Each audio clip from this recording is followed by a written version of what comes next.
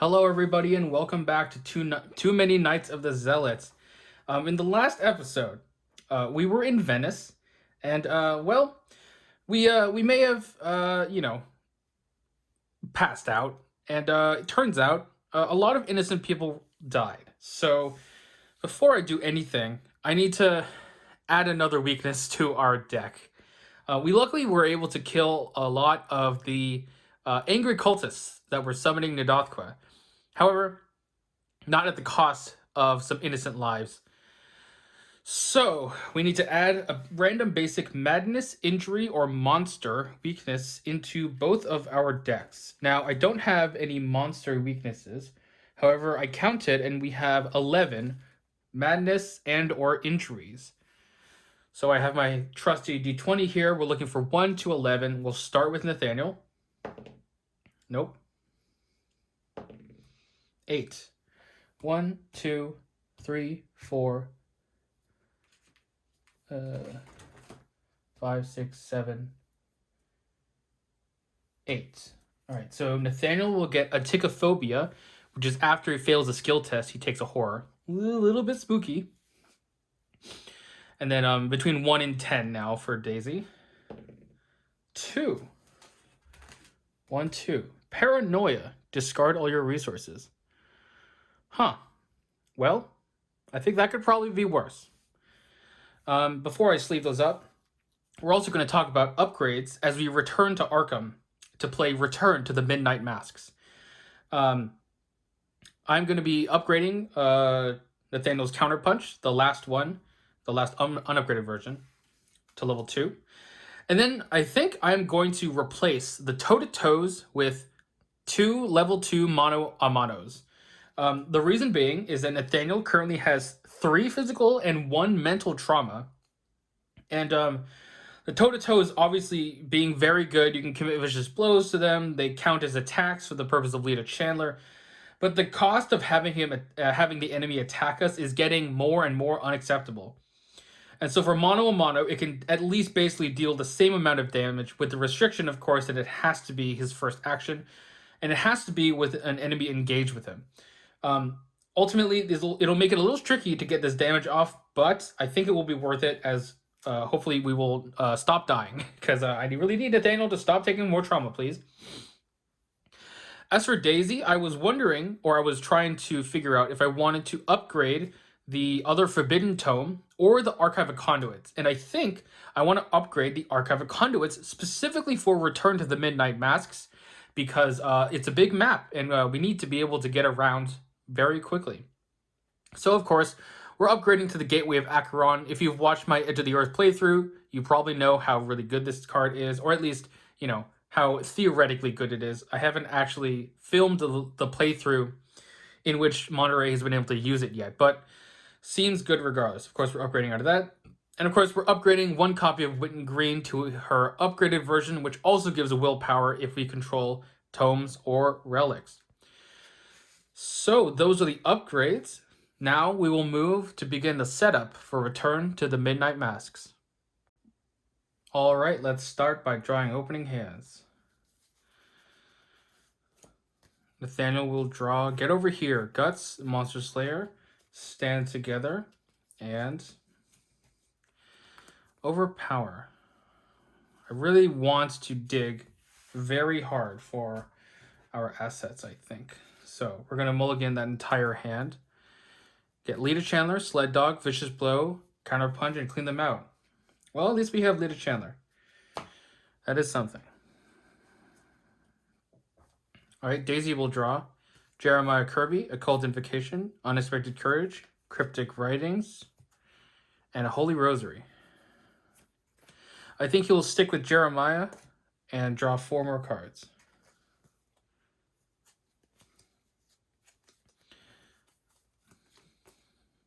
All right, he will draw a Deduction, Old Book of Lore, Lady Esperant, and Ward of Protection. Not bad at all. All right, let's get to setup. Part 2, The Midnight Masks. Check campaign log. If Lita was forced to find others to help her cause, read Intro 1. Otherwise, skip to Intro 2. Intro 2. In the wake of the disaster at your home, Lita Chandler, the red-haired woman from your parlor, lays out a tale that, even in light of what you have just witnessed, strains the limit of your belief.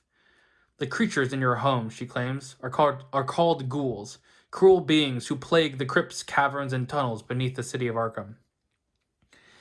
These creatures feed on the corpses of humans, and they are served by a dark cult within Arkham whose members have inexplicably come to worship the ancient master of the ghouls. This cult has been killing innocent people and feeding them to the ghouls, satiating a monstrous hunger. A dark balance was maintained, until now.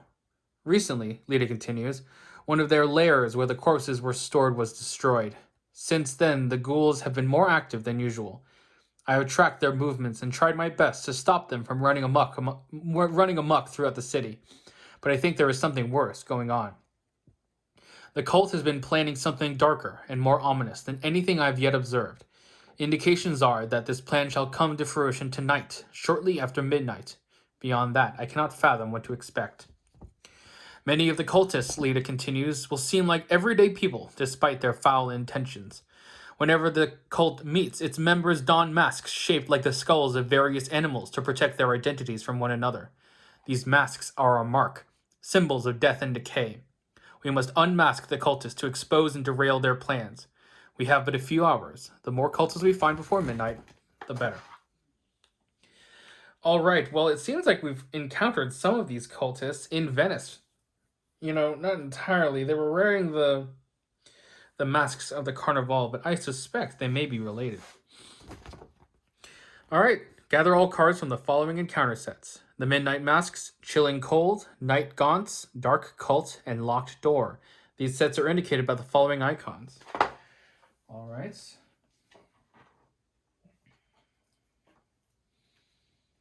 Of course, we are gathering the Return to the Midnight Masks encounter set as well. Let's see if it has anything for us to change. Perform the setup as indicated in the Night of the Zealot campaign guide with the following exceptions. When gathering encounter sets, also gather the new encounter sets from Return to the Midnight Masks shown here. And we see here that Dark Cult is being exchanged for the Devourer's Cult.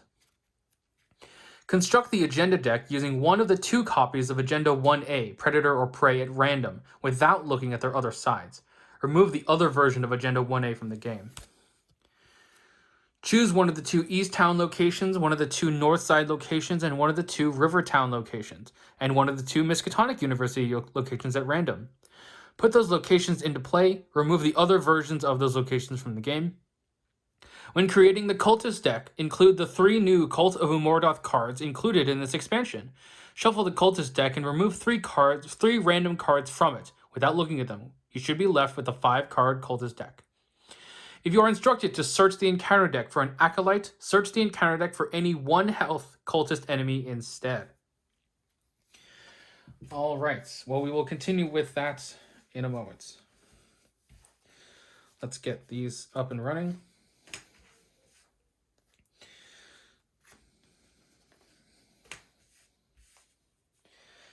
So, as it said, we have 2 copies of Predator or Prey.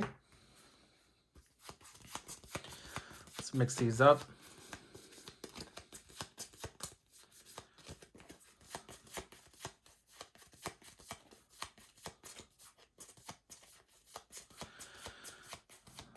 I hope at some point I lose count of where I am. Yeah, that's probably good enough. All right. One of them is being removed from the game. And then, of course, Agenda 2A is in there as well. Okay. So we have all of the locations. Well, let's actually continue reading, probably. Set the Cult of Umordoth encounter set aside as a separate cultist deck and shuffle it. This set is indicated by the following icon. All right, so let's grab everyone from there. And of course, we have 1, 2, 3, 4, 5, 6, 7, and we need to get rid of 3. Is that right? What did it say again? Oh, sorry. There is an 8th one in there. Oops. So it's, 8 and get rid of 3.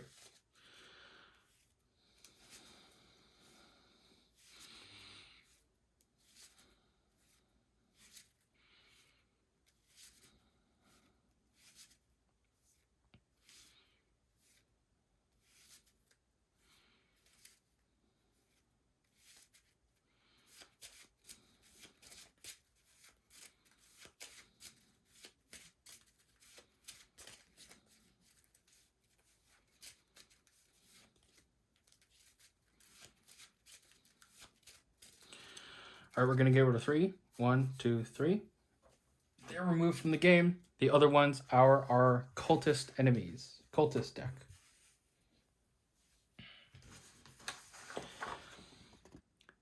Choose one of the 2 downtown locations and one of the 2 southside locations at random and put them into play. Remove the other versions of those from the game. Then put the rest of the locations into play. However, of course, we will have multiple copies of some other ones. So let's get that in. So we have your house, Rivertown, Southside, St. Mary's Hospital, Michigan University, downtown. Downtown's up here. East Town, Graveyard, North Side. Then we have more copies of East Town, North Side, Michigan University, and Rivertown. All right, so let's randomize these somewhat.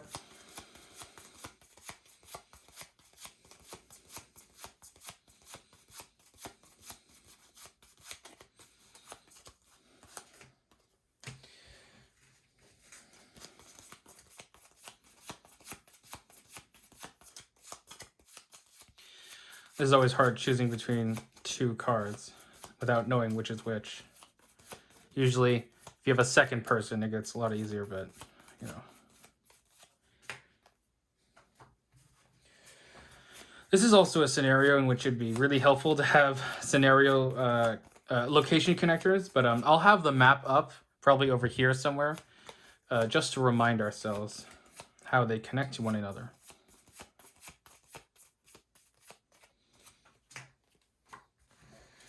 All right, we need to do this much more times.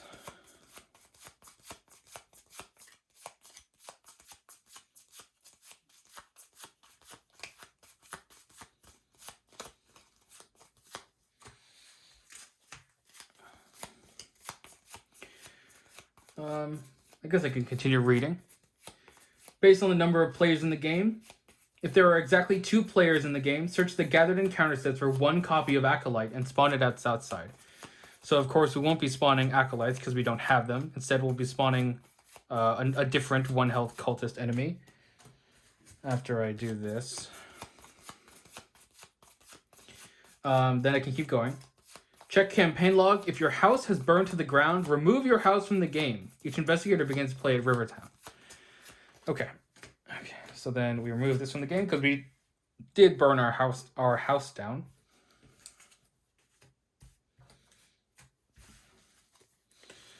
Okay, and then I need to go get the Devourer's Cult.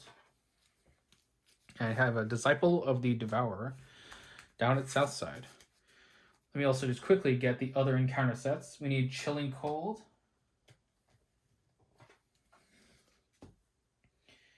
Night Gaunts. Let's just double check there's all 4 there. There's 4 there. Dark Cult, which we already swapped out. And Locked Doors. Okay. That's going to be our encounter deck. These are removed from the game. All right, and then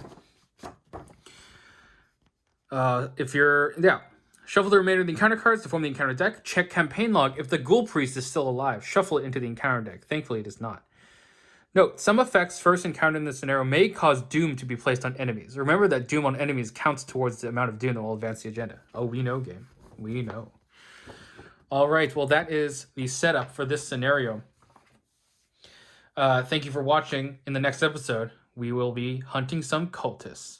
Until then, first of all, if you like this, please like, comment, and subscribe. Until then, this has been Superfinger99 signing off.